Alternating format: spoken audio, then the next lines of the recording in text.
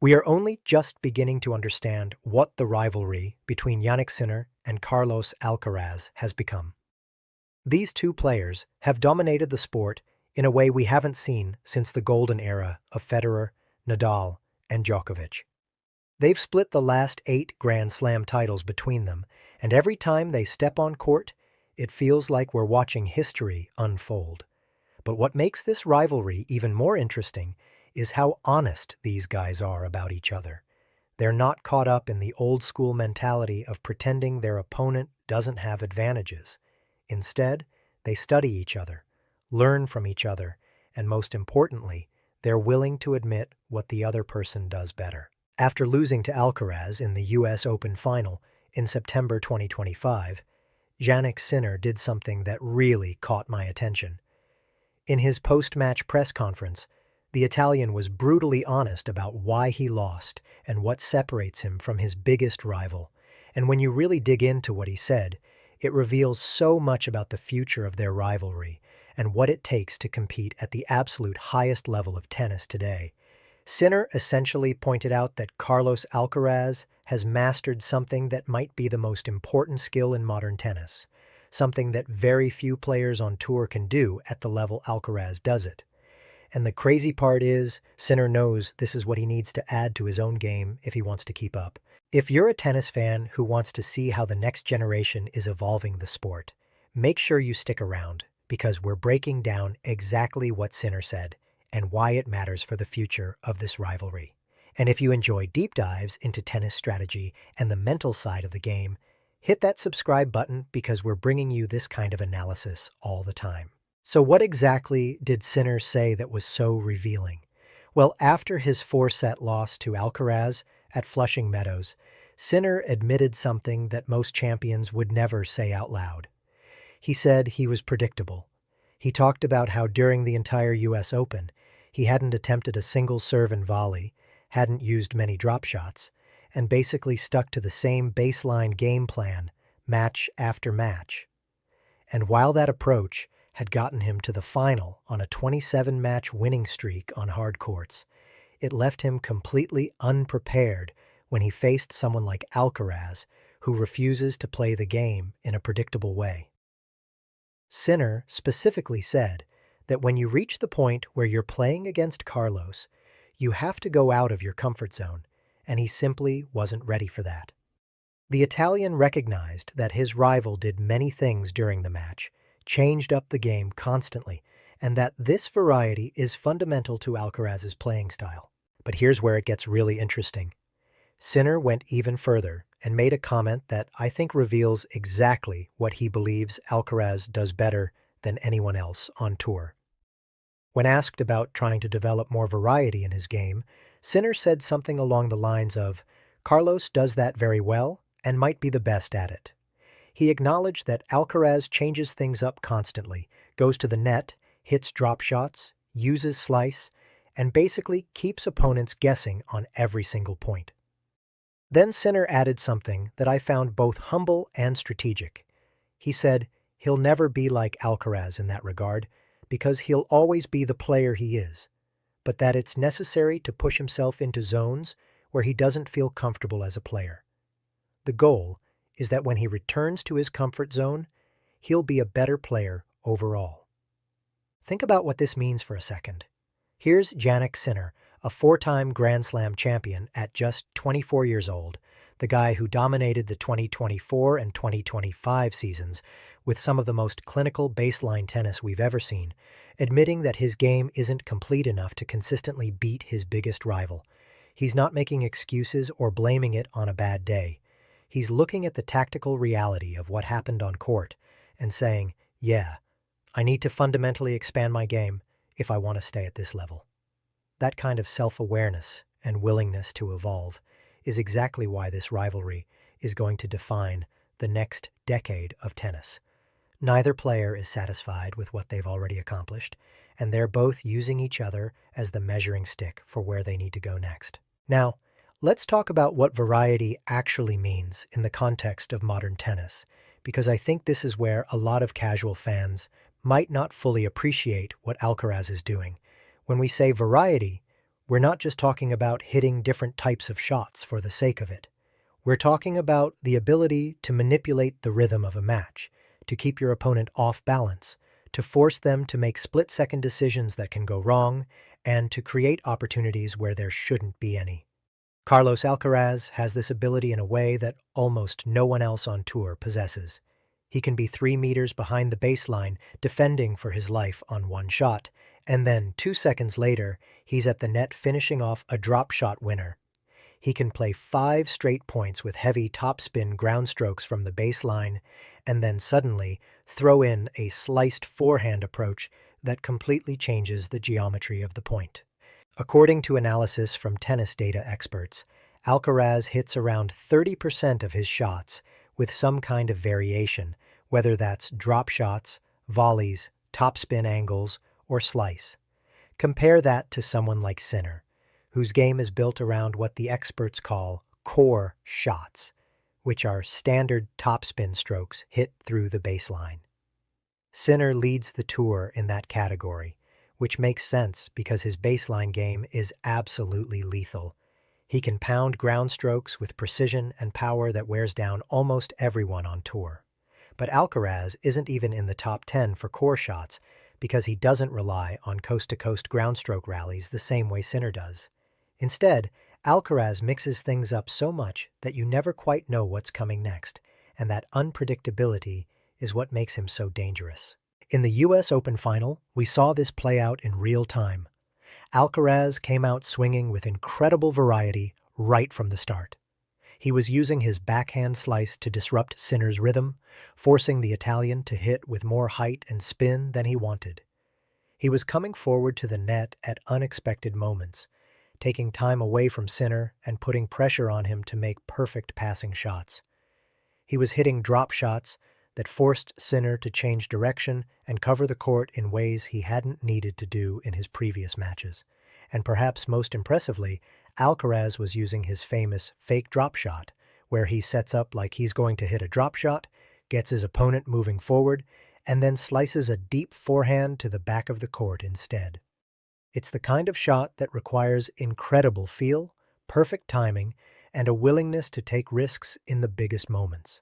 The result was that Sinner, despite being one of the most mentally tough and consistent players on tour, looked slightly uncomfortable for large stretches of the match. He couldn't settle into the kind of rhythm that had carried him through the tournament. Every time he thought he had figured out what Alcaraz was doing, the Spaniard would show him something different. And that's exactly what Sinner was talking about when he said he felt predictable. He knew that his approach, while devastatingly effective against most opponents, wasn't varied enough to consistently trouble someone like Alcaraz who thrives in chaos and uncertainty. What's really telling is how Sinner has responded to this realization. Since that US Open loss, he's made it a priority to add more variety to his game. He's been working specifically on his net play, increasing his time at the net from around 3% to over 4% of points. He's added more slice to his game, going from 3.6% to 4.2% usage. He's hitting more drop shots, going from 1.5% to 2%. These might seem like small changes, but at the elite level of tennis, these percentages can make a huge difference in how matches play out.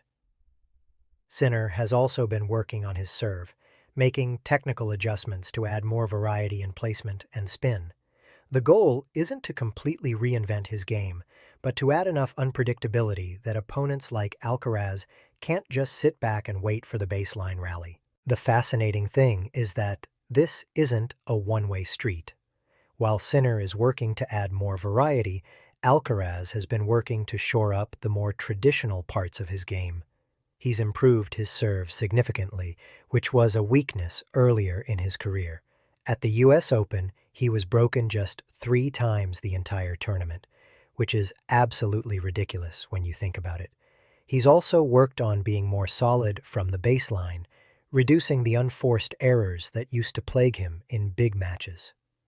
So we're seeing both players evolve toward a more complete version of themselves, each one learning from what the other does well.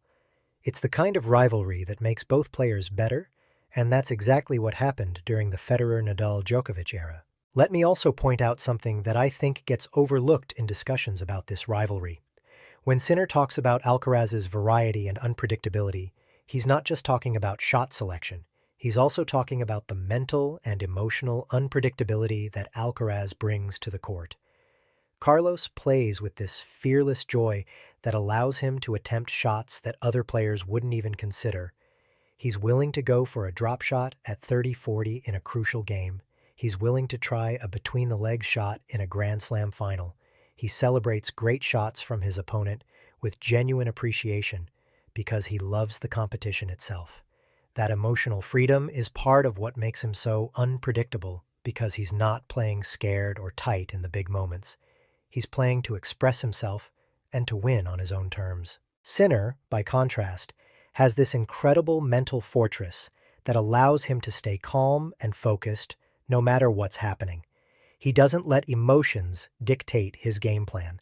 He sticks to his patterns and trusts his process. That approach has brought him tremendous success, but it also means he can get a bit stuck in his ways when things aren't working. After the devastating loss at Roland Garros, where he had championship points and couldn't convert, Sinner could have been mentally crushed for months. Instead, he came back and won Wimbledon just weeks later, showing the kind of mental resilience that very few players possess. But even that mental toughness has to be combined with tactical flexibility if he wants to consistently beat someone like Alcaraz. One of the other players on tour, Taylor Fritz, made a really insightful comment about the differences between Sinner and Alcaraz. He said that Sinner is unbelievable at what he does from the baseline, playing that pure power tennis. But he noted that Alcaraz is a little more unpredictable with the slicing, coming to net, and drop shots, and that Carlos has a lot of different ways to play. Fritz even admitted that he personally feels more comfortable facing Sinner's style than Alcaraz's because at least with Sinner, you know what's coming. With Alcaraz, you're constantly having to adjust and react to something new, and that makes it mentally exhausting even if you're playing well. Looking ahead to the 2026 season and beyond, this dynamic is going to be absolutely crucial.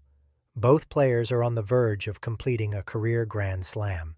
Sinner needs the French Open, while Alcaraz needs the Australian Open. They're already joking about trading titles, with Alcaraz saying he'd trade his French Open for Sinner's Australian Open if he could. But the reality is that both of them want to win everything, and the way they adapt their games to handle each other is going to determine how successful they are. If Sinner can successfully add more variety and unpredictability while maintaining his baseline excellence, he'll be even more dangerous than he already is. And if Alcaraz continues to refine his consistency while keeping that creative spark alive, he could dominate the sport for the next decade. What I find most exciting about all of this is how it's changing the conversation in men's tennis.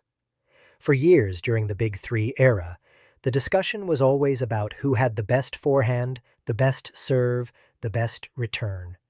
Those things still matter, of course, but now we're seeing a shift toward valuing adaptability and variety as much as pure power and consistency. The players who are going to succeed in this new era aren't just the ones who can hit the ball hard and move well. They're the ones who can think on their feet, who can adjust their game plan mid-match, who can pull out shots and strategies that their opponent isn't expecting.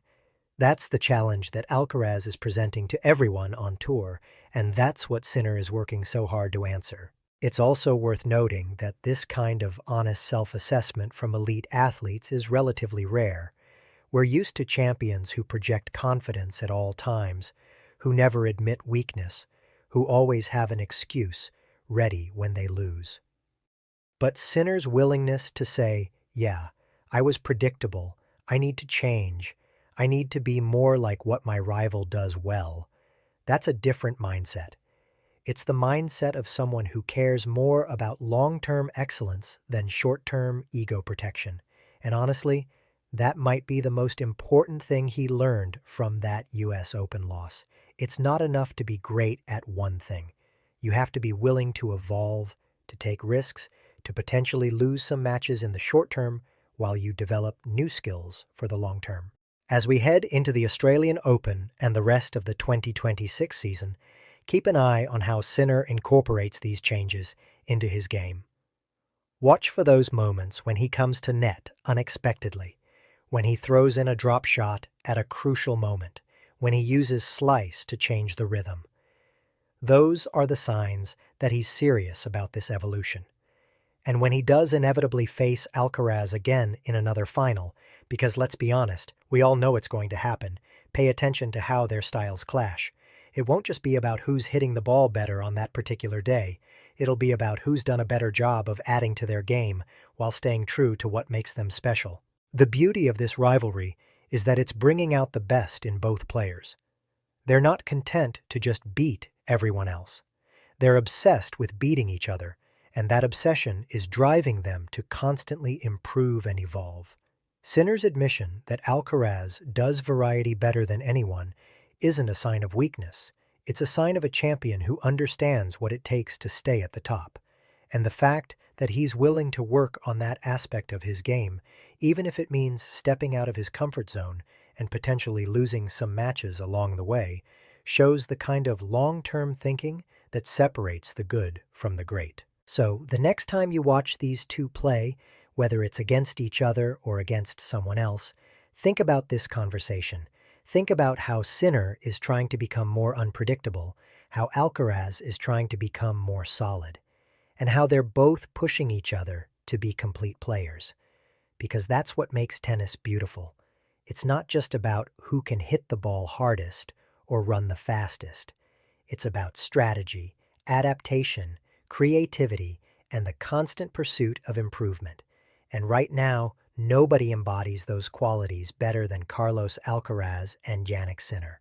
We're witnessing something special with these two, and it's only going to get better from here. If you enjoyed this breakdown of Sinner and Alcaraz's rivalry, hit that like button and subscribe for more in-depth tennis content. Drop a comment below and let me know what you think. Can Sinner successfully add enough variety to his game to consistently beat Alcaraz? Or is Carlos's natural creativity just too much for anyone to handle? I'd love to hear your thoughts, and I'll see you in the next video where we break down even more of what makes this rivalry so incredible.